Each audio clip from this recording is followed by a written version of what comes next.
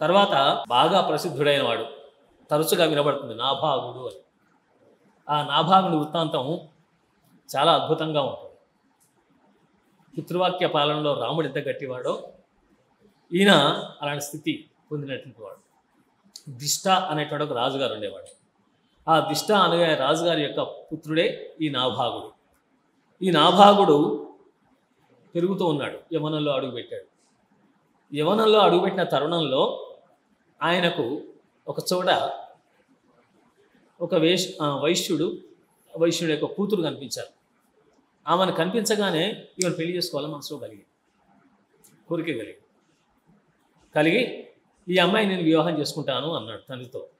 అయ్యా, మేము మీకు పన్ను కట్టేవాడు, మీరేమో పాలకులు, మీకు మాకు సమానత్వం లేదు. ఈ అసమానత్వం కలిగిన అసమానమైనటువంటి వివాహాన్ని చేసుకోవడం తగదు అన్నాడు తండ్రి. సమానం ఏంటి అసమానం ఏంటి, ప్రతి మనిషిలో కామక్రోధాలు ఉంటాయి. నాకు కోరిక కలిగింది అమ్మాయిని వివాహం చేసుకోవాలని, నాకు వేరే కన్యను చేసుకోవాలని నాకు అనిపించట్లేదు, కాబట్టి నేను తప్పకుండా ఇవనే వివాహం చేసుకుంటాను అంటాడు. అయితే మీరు ఒక్క పని చేయండి, మీరు రాజులు కాబట్టి రాజకుమారుడు కాబట్టి నేను ఆపలేను, మీ నాన్నగారిని అడగండి. మీ నాన్నగారు అన్నీ తెలిసినవాడు, పరిపాలన చేస్తున్నాడు చాలా కాలం నుంచి. మీరు ఇంకా యువరాజు పదవిలకు కూడా రాలేదు, యవనంలో అడుగుపెట్టారు. ఈ తొలి యవనంలో మీకు ఇలాంటి భావం కలిగింది, మీ నాన్నగారు అనుమతి ఇస్తే మా అమ్మాయిని పెళ్లి చేసుకోండి, లేకపోతే ఇది సాధ్యం కాదు అని చెప్పేసి అన్నాడు. నేను వెళ్ళను, అడగను, నాన్న అడగడం ఎందుకు, నాకు నచ్చిన అమ్మాయిని చేసుకోవడానికి అని కొంచెం పెడసరంగా మొదట మాట్లాడాడు కానీ తండ్రి అంటే గౌరవం ఉంది. అప్పుడు ఇతను అన్నాడు, అయ్యా మీకు తండ్రి అంటే గౌరవం ఉందని నాకు తెలుసు, అడిగితే ఆయన ఒప్పుకుంటాడు లేదని సందేహంతో మీరు నేను వెళ్ళను అంటున్నారు, అడగను అంటున్నారు. మరి పోనీ నేను అడగనా, పిల్లనిచ్చేవాడు అడగవచ్చు. మీరు కోరుతున్నారు కాబట్టి మీకు నా కన్యను ఇవ్వాలంటే మీ నాన్నగారి అనుమతి కావాలి, అనుమతి లేకుండా నేను ఇవ్వలేను అని చెప్పేసి అన్నాడు. అని సరే అని చెప్పేసి అతనితో సహా ఆ రాజుగారి ఆస్థానంలోకి వెళ్ళిపోయారు. రాజుగారు అక్కడ కూర్చోన్నాడు, నమస్కారం చేశాడు. ఏమయ్యా ఇటు వచ్చావేంటి, నీ పనులను వదిలిపెట్టేసి అన్నాడు. ఏం లేదు మహారాజా, మీ కుమారుడు మా అమ్మాయిని వివాహం ఆడుతానంటున్నాడు, మీరు అనుమతిస్తే మా కన్యను ఇవ్వడానికి నాకు అభ్యంతరం లేదు. ఎందుకంటే మేము వైశ్యులం, మీరు క్షత్రియులు. క్షత్రియులకు వైశ్యులు ఇవ్వడం అనేది ఇప్పటివరకు జరగలేదు నాకు తెలిసి. ఒకవేళ చేసుకుంటే ఏమవుతుందో నాకు తెలియదు, నాకు ధర్మశాస్త్రాలు తెలియదు. నేనేదో పశుపాలనం, వ్యవసాయం, వాణిజ్యం చేసుకునేవాడిని, నా వృత్తితో నేను జీవిస్తున్నాను. కాబట్టి ఈమెను వివాహం చేసుకుంటానని చెప్పేసి అడుగుతున్నాడు మీ కుమారుడు నాభాగుడు. మిమ్మల్ని అడగమంటేనేమో ఆయన నిరాకరించాడు, అంగీకరించలేదు. అడగడానికి భయపడ్డాడో, లేకపోతే అతి గౌరవమో, లేకపోతే మీరు వద్దంటారనో, ఏం జరిగిందో మొత్తానికి అయితే నేను అడుగుతా అంటే ఒప్పుకున్నారు. కాబట్టి మీరు అంగీకరిస్తే నేను మా కన్యను ఇస్తాను అని చెప్పేసాను. ఇది పెద్ద ధర్మ సందేహం. ఇది ఎలా ఏం చేయాలి అని చెప్పేసి అనుకుని రాజుగారు అప్పుడు ముళ్ళందరినీ పిలిపించాడు. ఆ కాలంలో ముళ్ళ మాట మంచి గౌరవంగా ఉండేది. మరీచి మొదలైన ముళ్ళు ఉన్నారు ఆ కాలంలో. ఆ మరీచి మొదలైనటువంటి ముళ్ళందరినీ 10 మంది పిలిపించి వాళ్ళని అందరినీ కూడా అఖ్యపాద్యాలు ఇచ్చి కూర్చోబెట్టి నమస్కారం చేసి, మహానుభావ నాకు సందేహం వచ్చింది, మా పిల్లవాడు ఈ వైశ్య కన్యను వివాహం చేసుకుంటా అన్నాడు, చేసుకోవచ్చా? ఆ మహర్షులంతా అన్నారు, చేసుకోకూడదని లేదు, కానీ క్షత్రియ కన్యను ముందు చేసుకోవాలి, ఆమె చేసుకున్న తర్వాత ఈమెను చేసుకుంటే మా అభ్యంతరం ఉండదు అని చెప్పేసి అన్నారు. అలా ఉందా ధర్మశాస్త్రం అంటే? ఉంది అని. అలాగే ఉంది. ముందు క్షత్రియుడు కాబట్టి క్షత్రియ కన్యను చేసుకోమనండి, ముందు వివాహం చేసిన తర్వాత ఆ తర్వాత ఈ అమ్మాయిని చేసుకుంటే ఇబ్బంది లేదంటే అతను ఒప్పుకోలేదు. నా భాగం లేదు, నేను ఒకదే అమ్మాయిని చేసుకోదలుచుకున్నాను, నా మనసులో ఎందుకో చేసుకోవాలనిపించింది, ఈ అమ్మాయిని తప్ప నేను ఎవరిని చేసుకోను. ఏం చేయాలి ఇప్పుడు రాజుగారు? అది కుదరదు నాయన, నువ్వు కనుక ఆ పిల్లని చేసుకుంటే వైశ్యకన్య కాబట్టి నువ్వు కూడా వైశ్యుడిగా అయిపోతావు, అందువల్ల నీకు అంగీకారం అయితే తప్పకుండా చేసుకుంటా అంటే చేసుకో, నాకు అభ్యంతరం లేదు, కానీ ఋషులందరూ చెప్పిన మాట వినకపోతే నీ ఇష్టం. ఇప్పుడు ఈయన కూడా వైశ్యకన్యను చేస్తున్నాడు కాబట్టి వైశ్యుడు అయిపోతాడు అని చెప్పేసి ముళ్ళందరి ముందరనే అన్నాడు. అనగానే వాళ్ళంతా కూడా అంగీకరించారు. నిజమే, ఇది వాస్తవమే, అతనికి అమ్మాయినే చేసుకుని అమ్మాయితోనే ఉండాలని ఉంది. ఆయన ఏకపత్నివ్రతుడు అయినా ఉంటాడు, దాంట్లో అనుమానం లేదు. ఎందుకంటే క్షత్రియ కన్య చేసుకున్న వెంటనే సరే అనేవాడు. రాజానో బహువల్లభ అని చాలామంది చేసుకునేవాడు ఆ కాలంలో. దాన్ని అంగీకరించలేదు నా భాగం. నేను ఎవరిని ఇష్టపడ్డానో వాళ్ళని చేసుకుంటాను, కానీ ఈ క్షత్రియ కన్యం చేసుకో, ఇంకో కన్యం చేసుకో, ఇంకో కన్యం చేసుకుంటే నేను ఎవరిని పడితే వాళ్ళు చేసుకోను అని చెప్పేసి అన్నాడు. అనగానే అప్పుడు ఆ ఋషులందరి సమక్షంలో రాజుగారు నిర్ణయం చేశారు.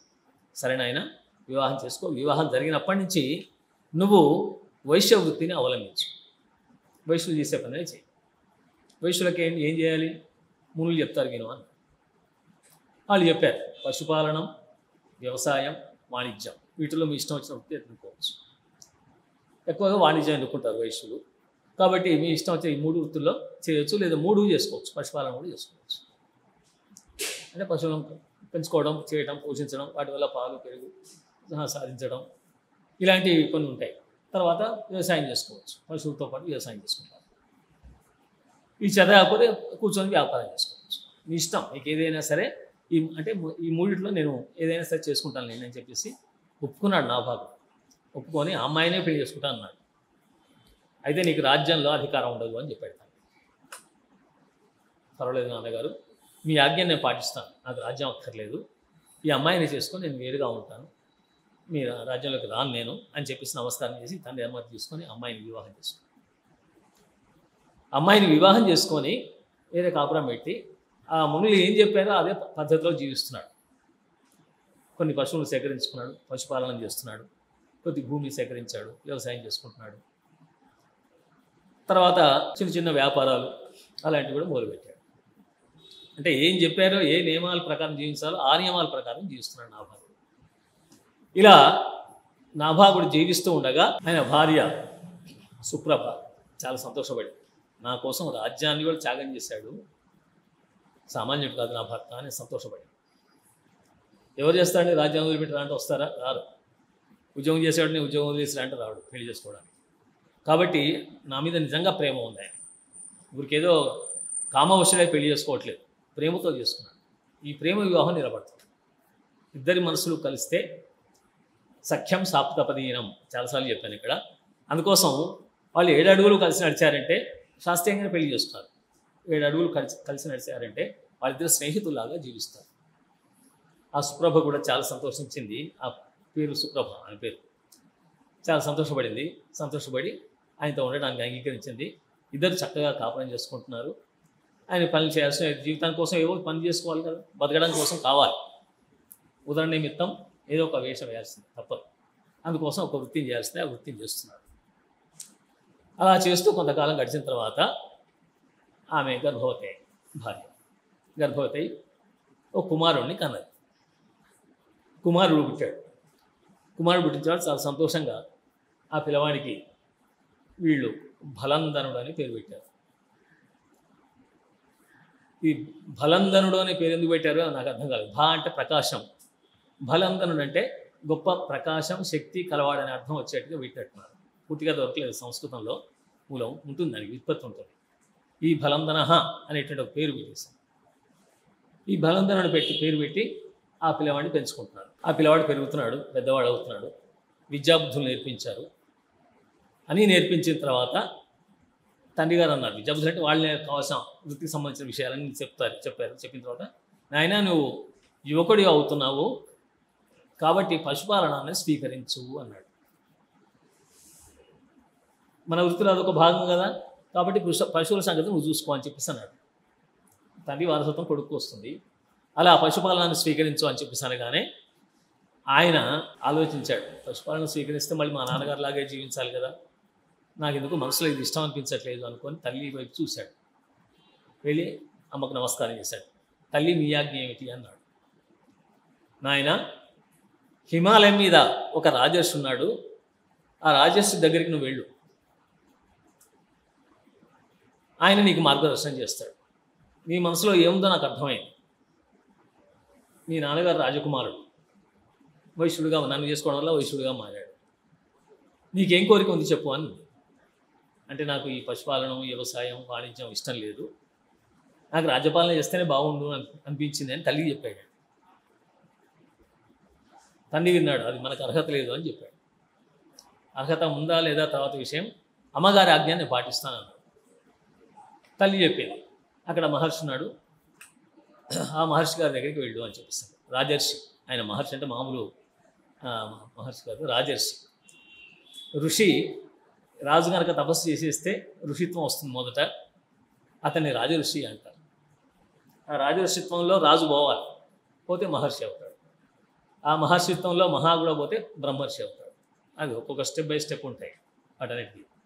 ఒకప్పుడు చెప్పుకున్నాం మనం, విశ్వామిత్రుడు చాలా చాలా చాలా తపస్సు చేసి చేసి చేసి ఆయన విశ్వామిత్రుడు క్షత్రియుడు. ఆయన మొదట తపస్సు చేసి ఋషి అనిపించుకోవడానికి చాలా అవస్థపడ్డాడు. ముందు ఋషి అనే ఎవరు పిలవలేదు. పిలవక రాజర్షి అన్నారు. అంటే నువ్వు రాజు కాబట్టి కొంత ఋషిత్వం నీకు వచ్చింది తపస్సు చేయడం వల్ల అని చెప్పేసి. ఆ రాజర్షి అని పిలుస్తున్నా ఆయనకి ఇష్టం అనిపించలేదు, ఈ రాజశబ్దం ఎందుకు అని మళ్ళీ తపస్సు చేశాడు. మళ్ళీ ఒక 1000 సంవత్సరాలు తపస్సు చేస్తే అప్పుడు ఋషిత్వం వచ్చిందండి. అలా కొంత ఋషిత్వం వచ్చిన తర్వాత రాజత్వం పోయిన తర్వాత అనుకున్నాడు, ఉత్తర ఋషిగా ఉంటే లాభం, నేను వశిష్ఠుడిలాగా బ్రహ్మర్షి కావాలనుకున్నాడు. కావడానికి వీల్లేదు. ఆ ఋషి కాస్త తపస్సు చేయగలిగా మళ్ళీ మహర్షి స్థానానికి చేరుకున్నాడు. బ్రహ్మర్షి కావడానికి ఎన్ని వేల సంవత్సరాలు పట్టింది ఆయన. అన్నిసార్లు అవస్థపడాల్సి వచ్చింది. కాబట్టి అప్పుడు బ్రహ్మర్షి స్థానానికి